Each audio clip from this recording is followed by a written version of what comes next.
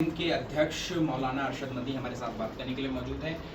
वंजी साहब, supreme court में बड़ी लंबी जिरह हुई। कल सुप्रीम कोर्ट ने जो है वो इंटरिम ऑर्डर देने की बात की, लेकिन आज जो बात कही है सुप्रीम कोर्ट ने कि जो भी रजिस्टर्ड वक्फ संपत्ति है उसको डिनोटिफाई नहीं किया जाएगा। इसके अलावा सरकार को 7 दिन जो है वो दिए हैं जवाब दाखिल करने के लिए, और फिर उसके बाद 5 दिन पिटिशनर्स को दिए। कैसे देख रहे हैं इस फैसले को? ठीक है, ये तो कानून की लड़ाई है और कानून के सिलसिले में जो बात आई है हम उसका स्वागत करते हैं। और हम ये समझ रहे हैं कि जो लोग ये चाहते हैं कि इनको वक्त दिया जाए, वो भागना चाहते हैं। जो अदालत का रुख था उससे वो मायूस हैं।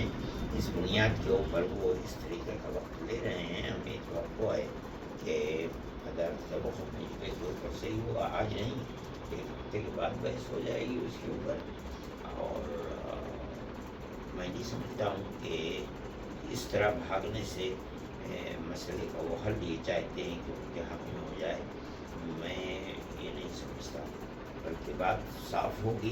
कल की गुफ्तगू से जो पहलू सामने आया है यही है कि इस मौजूद के ऊपर अदालत वक्त इसको गंभीरता के साथ देख रहा है और उसको ये समझती है अदालत कि ये चीज़ नुकसान देने वाली है और ये फैसला आज नहीं होगा, कानून की बात।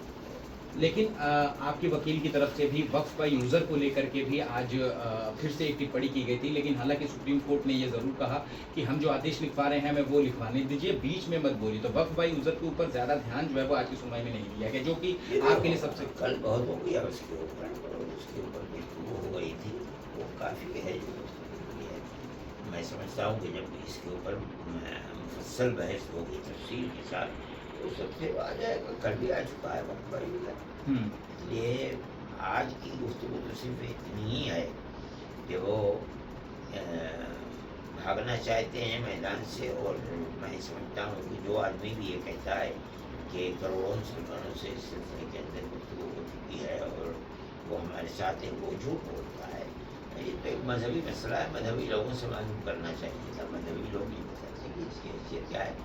अव्वल तो उन्होंने पूछा नहीं, और अगर वो पूछते हैं और रास्ता चलते आदमी से पूछते तो उसकी कोई कीमत नहीं।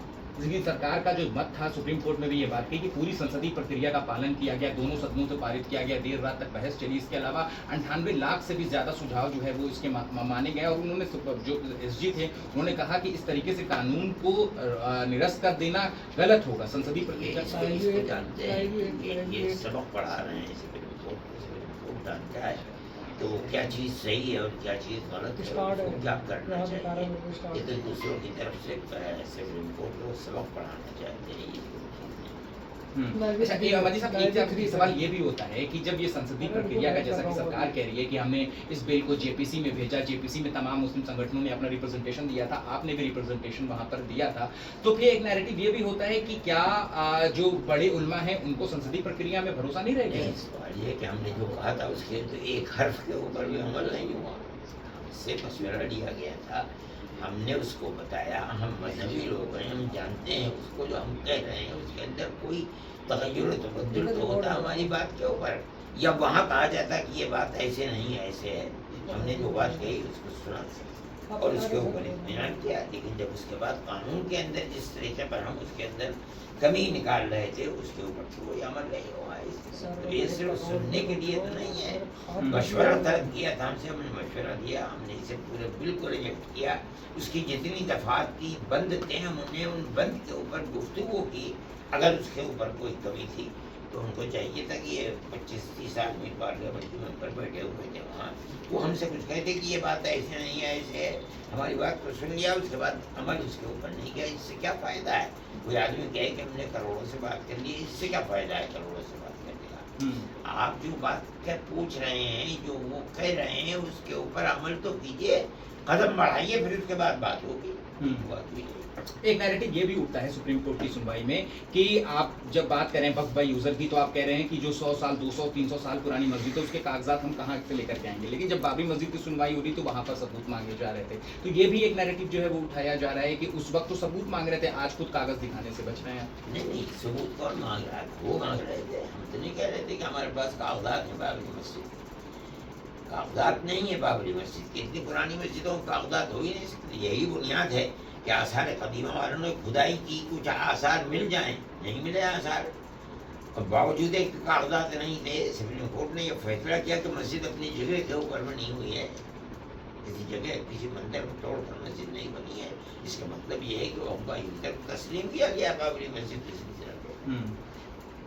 तो वक्फ यूजर को लेकर के तो कल भले ही बोला, लेकिन आज सुप्रीम कोर्ट की तरफ से कोई तल्ख टिप्पणी नहीं की गई। तो क्या अभी भी आप लोग ऑप्टिमिस्टिक है कि वक्फ यूजर के मसले पर आपकी जीत हम होगी? ये समझते हैं कि वक्फ यूजर के सिलसिले में जो अदालत ने अपना रुख पेश किया है, उससे पता चलता है कि वक्फ यूजर को कबूल करेंगे। एक मसला ये भी आ रहा था कि महिलाओं की और गैर मुस्लिमों की सेंट्रल वक्फ काउंसिल में, वक्फ बोर्ड में जो नियुक्ति पर आप लोग एतराज जता रहे थे, लेकिन वो महिलाओं के ऊपर हमने कोई एतराज नहीं किया, लेकिन हमने ये कहा कि हिंदुस्तान के अंदर जो दस्तूर चल रहा है वो किसी गैर मुस्लिम, चाहे वो सिख हो और चाहे वो गैर मुस्लिम हिंदू हो, चाहे वो क्रिश्चियन हो, उनके अपनी चीज़ें हैं। उसके अंदर सब क्रिश्चियन ही लगे हुए हैं, सब सिख लगे हुए हैं, सब हिंदू लगे हुए हैं। मुसलमान के लिए क्यों होते उसके वक्त के अंदर गैर मुस्लिम को भी लगाए?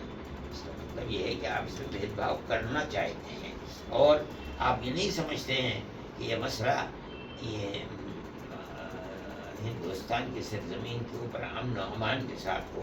आप उसके अंदर खुद घुस करके और ऐसे लोगों को घुसा कर जो अमन को आग लगाना चाहते हैं उसको खत्म करना। लेकिन सरकार तो कह रही है हम इंक्लूसिव अप्रोच अपना रहे हैं कि ये भी समाज का हिस्सा है, गैर मुस्लिम भी तो समाज का हिस्सा है और प्रॉपर्टी भी भारत देश की है। क्या क्या ये सब है, हम ये थोड़ी कहते हैं कि भारत देश की नहीं है, लेकिन क्या आप मजहब की बुनियाद के ऊपर दूसरे मजहब वालों के अंदर किसी दूसरे मजहब वाले को दाखिल करते हैं? नहीं करते, तो हमारे साथ क्यों ऐसा कर रहे हैं? इसका मतलब यह है कि आपकी नीयत के अंदर फतूर है, दाल में काला है कुछ। विरोध की अगर हम बात करें तो वक्फ कानून का विरोध की शक्ल क्या होनी चाहिए? मुर्शिदाबाद में तो 3 लोगों की मौत हो गई, कहीं आग जली, कहीं गाड़ी फूकी जा रही है। विरोध करेंगे लोग, हम ये समझते हैं जब करना इसके मुखालिफ है। लोगों में जज्बात हैं, वो जज्बात सामने आए तो लोगों की मौत भी हुई है, लोग जेल में भी गए हैं। हम इसीलिए कहते हैं कि सड़कों के ऊपर न निकलो। हमारे मुद्दा हमेशा से कि सड़कों पर निकल करके कोई एहतजाज न करो। इसका जिम्मेदार कौन होगा फिर? जो मौतें हुई उनका जिम्मेदार कौन होगा? जिम्मेदार इसीलिए हम मना करते हैं कि मौतें भी होंगी, लोग मारे भी जाएंगे, लोगों के घर भी जलेंगे। इसलिए हम ये कहते हैं कि मुल्क में अमन व अमान सबसे बड़ी चीज़ है। लेकिन विरोध की शक्ल क्या? जैसे कुर्बानी की बात आती है, विरोध की शक्ल ये है कि आप जलसे कीजिए, ये विरोध की शक्ल है। बात को कहिए, लिखिए, ये चीज़ है, अमन व अमान के साथ कीजिए। हम को भी हाथ में मत कीजिए, कानून को हाथ में ले करके विरोध किया जाएगा, गलत चीज़ है, जब मैं इसको लेकिन इसके अलावा एक सुप्रीम कोर्ट में जो बात कही गई कि सेंट्रल जो काउंसिल है उसमें जो है वो किसी गैर मुस्लिम की अभी अगले आदेश तक, यानी कि 7 तो कैसे चुका हूँ, जिस तरह से है उसी तरह रहेगा। ये एक तरीके का स्टे है। हम ये समझते हैं कि ये भी जीत है और आइंदा जब खुलेगी अदालत के अंदर इसकी सुनवाई होगी तो उसके अंदर भी अदालत का रुख यही रहेगा इंशाल्लाह। अब 5 याचिकाओं को ही सिर्फ आगे सुनवाई के लिए कहा गया है, सूचीबद्ध किया जाए, ये भी कहा जी, क्योंकि हर दिन नई याचिकाएं आ रही हैं। ठीक है, उसके अंदर का प्रिंसिपल सबसे पहले आए हैं, जब उनको सुनेंगे वो अपनी बात को पूरा करेंगे उस दिन। ठीक है, शुक्रिया बात करने के लिए। हम आगे भी बात करेंगे मौलाना अरशद मदनी से, लेकिन जैसा कि इन्होंने कहा है कि ये सुप्रीम कोर्ट की तरफ से जो फैसला आया है उससे वो फिलहाल तौर पर राजी हैं। कैमरा पर्सन सुनील पांडे के साथ अमित लाल, ABP न्यूज़ दिल्ली।